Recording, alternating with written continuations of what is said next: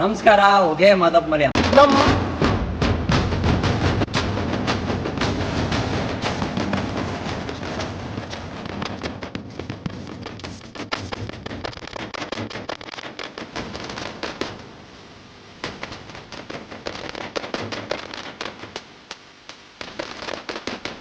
ಏನಪ್ಪ ವಿಚಾರ ಅಂತಂತಂದ್ರೆ, ಒಂದು 15ನೇ ತಾರೀಕು ಸಿನಿಮಾ ರಿಲೀಸ್ ಆಯ್ತದೆ. ಮೇ 15ನೇ ತಾರೀಕು ಪೂಜೆ ಮಾಡಿಸ್ಕೊಂಡು ಹಂಗೆ ನಮ್ಮ ಎಲ್ಲ ಭಕ್ತಾದಿಗಳಿಗೆ ಒಂದು 100 ಲಾಡ್ಗಳು ತಗೊಂಡವನಿ.